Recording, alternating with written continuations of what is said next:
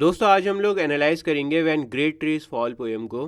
ये line by line explanation नहीं होगी क्योंकि ऑलरेडी मैं आपको लाइन बाय लाइन पढ़ा चुका हूँ। आज पोएटिक डिवाइसेस को देखेंगे और थीम्स को देखेंगे।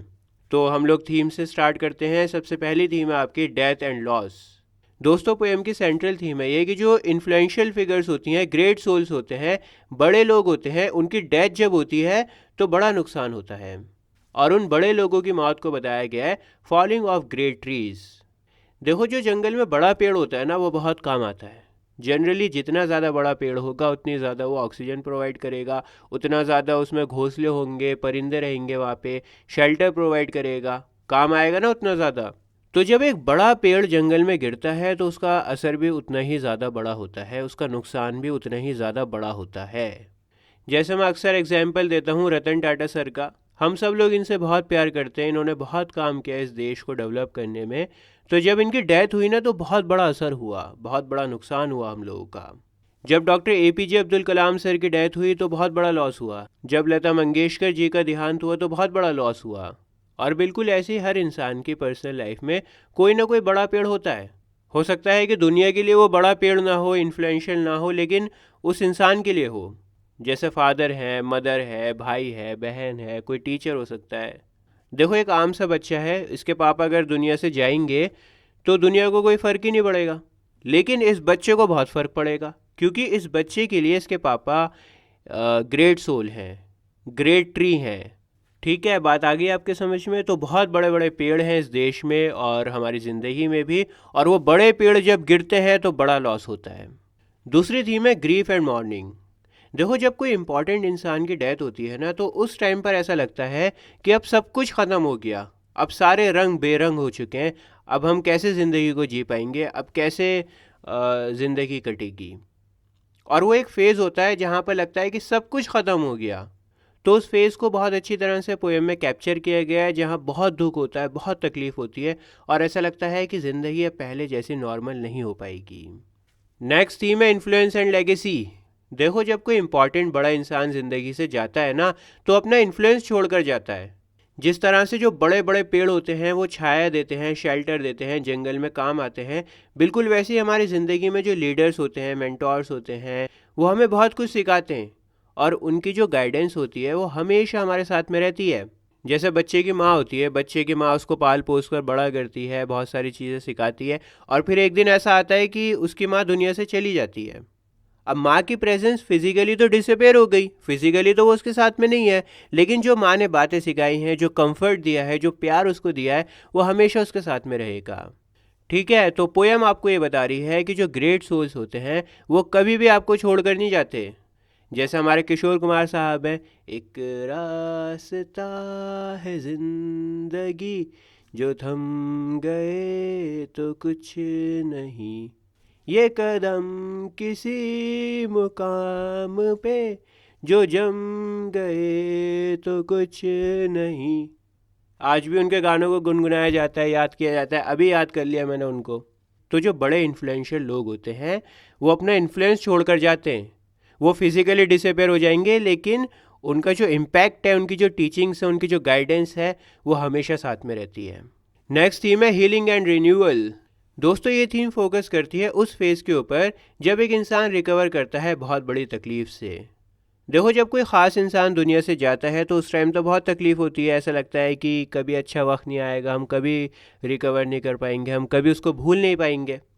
लेकिन धीरे धीरे टाइम के साथ साथ सुकून मिलना शुरू हो जाता है, तकलीफ़ कम होना शुरू हो जाती है। तकलीफ़ हमेशा नहीं रहती, थोड़े टाइम के बाद में तकलीफ़ ख़त्म हो जाती है। और ये हीलिंग एकदम से नहीं आती, धीरे धीरे आती है और ये इरेगुलर होती है। ये इंपॉर्टेंट है, इसको आप लोग अपने आंसर में लिखना। इरेगुलर का मतलब है कि सुकून मिलेगा फिर दोबारा से तकलीफ़ आने लगेगी, फिर सुकून मिलेगा फिर दोबारा से तकलीफ़ आने लगेगी। तो इरेगुलर प्रोसेस होता है ये, जो धीरे धीरे आता है। हीलिंग आती है जाती है, आती है जाती है, और फिर धीरे धीरे जो खालीपन होता है वो भरने लगता है, इंसान हील होने लगता है, इंसान दोबारा से खुशियों को महसूस करने लगता है, ज़िंदगी में दोबारा से रंग भरने लगते हैं। दोस्तों ये थीम बताती है रेजिलियंस को। रेजिलियंस का मतलब होता है इनर स्ट्रेंथ। मतलब हम जो इंसान हैं वो कितने मजबूत हैं अंदर से, हम दोबारा से राइज कर सकते हैं, दोबारा से ग्रो कर सकते हैं। भले ही एक सेटबैक मिल जाए, कोई बहुत ही ख़ास दुनिया से चला जाए, बहुत तकलीफ़ में हो हम, लेकिन उस सिचुएशन से भी हम ग्रो कर सकते हैं दोबारा से। हमारी नेक्स्ट थीम है मेमोरी एंड एक्नॉलेजमेंट। एक्नॉलेजमेंट का मतलब होता है रिकग्निशन, या फिर आप कह सकते हो एक्सेप्टेंस, स्वीकार करना। ये थीम फोकस करती है कि जो लोग दुनिया से जा चुके हैं ना, वो भी मैटर करते हैं।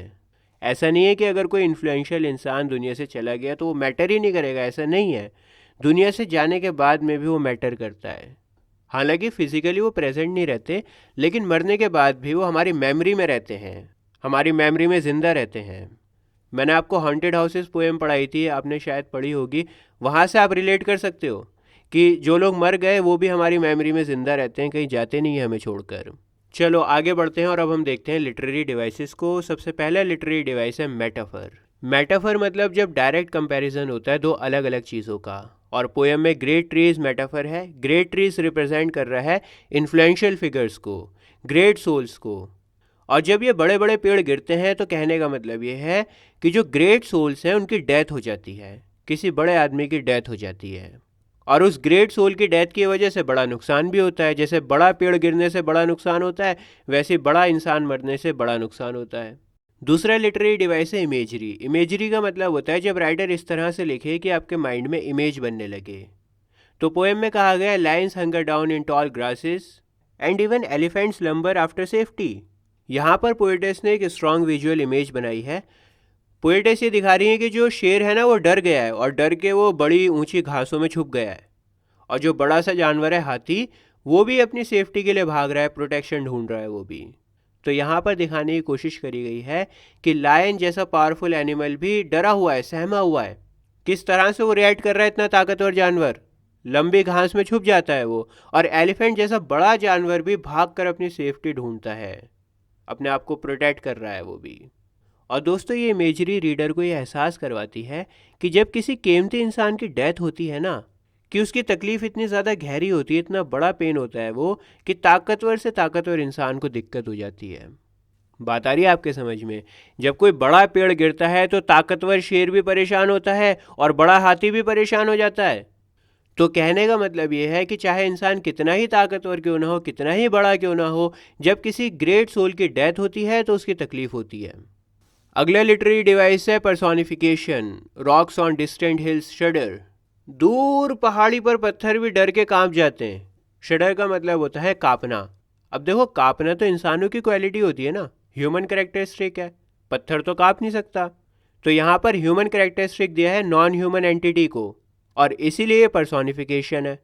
कहने का मतलब यहाँ पर यह है कि जब कोई बड़ा पेड़ गिरता है तो उसका असर दूर तक होता है। जब एक बड़े इंसान की डेथ होती है ना, तो उसका असर बहुत दूर दूर तक जाता है। जैसे माइकल जैक्सन थे, मोहम्मद अली थे, स्टैनली थे, स्टीव जॉब्स थे, स्टीफन हॉकिंग थे। पिछले 10-15 सालों में इन सभी की डेथ हुई है, और इनकी डेथ का असर यहाँ तक हुआ है। हमसे बहुत दूर रहते हैं ये, लेकिन फिर भी इनकी डेथ का असर हम लोगों को महसूस हुआ। तो ये होता है कि जब बड़ा पेड़ गिरता है, किसी बड़े इंसान की डेथ होती है, तो उसका असर बहुत दूर तक जाता है। नेक्स्ट है रेपिटेशन। नाम से पता लग रहा है कि यहाँ पर किसी फ्रेज को या किसी वर्ड को रिपीट किया जाएगा, और रिपीट किया जाता है ताकि उसकी इंपॉर्टेंस का आपको पता लग सके, आप उसके ऊपर ज़्यादा अटेंशन दे सको, या फिर रिदम बन सके। जैसे पोएम में कहा गया व्हेन ग्रेट ट्रीज फॉल, और इसी को रिपीट किया गया अगले स्टैंजा में, कहा गया व्हेन ग्रेट सोल्स डाई। ये दोनों फ्रेज रिपीट हुए हैं क्योंकि पोएटेस आपको एहसास करवाना चाहती हैं कि जब कोई बड़ा इंसान, करीबी इंसान मरता है तो उसका कितना इमोशनल इम्पैक्ट पड़ता है। अब आप कहोगे कि सर ये तो एग्जैक्ट सेम वर्ड्स है ही नहीं, अलग अलग हैं ये तो फिर ये रिपीटिशन कैसे हुआ? देखो, दोनों फ्रेजेस का सिमिलर स्ट्रक्चर है, मीनिंग भी सेम है, और इसीलिए ये रिपीटेशन है। मीनिंग सेम निकल रहा है, स्ट्रक्चर सेम है, रिपीटेशन भी आएगा ये। एक जगह पर और हुआ रेपिटेशन, लास्ट स्टैंजा अगर आप पढ़ोगे, दे एग्जिस्टेड। इस फ्रेज को रिपीट किया है पोएटेस ने, इस बात के ऊपर जोर दिया है कि भले ही ग्रेट सोल्स दुनिया से चले जाते हैं, फिजिकली डिसअपेयर हो जाते हैं, लेकिन फिर भी वो हमारी मेमोरीज में रहते हैं, क्योंकि उनकी जो यादें हैं, उनकी जो टीचिंग्स हैं, उनका जो इम्पैक्ट है, उनका जो इन्फ्लुएंस है, वो हमारे साथ हमेशा रहता है। अगला है सिंबलिज्म। सिंबलिज्म का मतलब होता है जब हम किसी चीज़ को डीपर मीनिंग के लिए इस्तेमाल करते हैं। जैसे पोएम में लिखा हुआ है ग्रेट ट्रीज, ग्रेट ट्रीज मतलब बड़े पेड़, सिंपल सा मीनिंग है, लेकिन इसको इस्तेमाल किया गया इन्फ्लुएंशियल बड़े लोगों के लिए जिनका इम्पैक्ट बहुत ज़्यादा होता है हमारी ज़िंदगी पर, जो ग्रेट सोल्स होते हैं। तो इसीलिए ये सिंबलिज्म है। अगर आप इसका लिटरल मीनिंग देखोगे ग्रेट ट्रीज का तो बहुत सिंपल है, बड़े पेड़। लेकिन इसको डीपर मीनिंग के लिए इसका जो मतलब है वो गहरा है। इसका मतलब सिर्फ ये नहीं है कि बड़े पेड़, इसका मतलब ये है कि बड़े लोग, और इसीलिए सिंबलिज्म है। अब आप लोग कंफ्यूज मत होना, ये मत कहना कि सर ग्रेट ट्रीज तो मेटाफर था अभी आपने पढ़ाया, अब ये सिंबलिज्म कैसे हो गया। देखो, एक ही फ्रेज में बहुत से लिटरेरी डिवाइसेस का यूज़ होता है। अभी तो आप बच्चे हो, छोटी क्लास में हो, टीचर आपको इतना तंग नहीं करेंगे, लेकिन जब आप इंग्लिश लिटरेचर में ग्रेजुएशन करोगे, पोस्ट ग्रेजुएशन करोगे, तो वहाँ पर एक ही फ्रेज में अलग अलग लिटरेरी डिवाइसेस का यूज़ होता है, और प्राइमरी यूज़ अलग होता है, सेकेंडरी यूज़ अलग होता है लिटरेरी डिवाइस का। तो आपको टिक करना होता है प्राइमरी लिटरेरी डिवाइस के ऊपर। खैर, इतना आगे हम लोग नहीं जा रहे, आप लोग कंफ्यूज मत होना, ये मेटाफर भी है और सिंबलिज्म भी है। और पोएम में डार्क कोल्ड केव्स ये भी सिंबलाइज कर रहा है इग्नोरेंस को और डिस्पेयर को। कहने का मतलब ये था कि लोग जब किसी ग्रेट सोल को खोते हैं ना, तो उनमें सैडनेस आ जाती है, होपलेसनेस आ जाती है, बड़े उदास हो जाते हैं वो। हमारा नेक्स्ट लिटरेरी डिवाइस है एसोनेंस। एसोनेंस का मतलब होता है वॉवल साउंड का रिपीट होना। जैसे our eyes briefly see with a heartful clarity. यहाँ पर आप देखो, आइज, ब्रीफली और सी तीनों में ई बार बार रिपीट हुआ है, और इसीलिए ये एसोनेंस है। ज़्यादा कुछ समझाने की ज़रूरत ही नहीं है यहाँ पर। आगे बढ़ते हैं, कॉन्सोनेंस। कॉन्सोनेंस एलिट्रेशन का भाई होता है। कॉन्सोनेंस में भी जो कॉन्सोनेंट साउंड्स हैं वो रिपीट होते हैं, लेकिन फ़र्क इतना है कि एलिट्रेशन में स्टार्टिंग में कॉन्सोनेंट आता है, और कॉन्सोनेंस में या तो बीच में आएगा या फिर आखिर में आएगा। जैसे पोएम में लिखा हुआ है, our memory suddenly sharpened knows on kind words unsaid. अब यहाँ पर आप देखो, जो एन है ना, एन सब जगह पर बीच में आ रहा है, और इसीलिए एलिट्रेशन नहीं है, कॉन्सोनेंस है।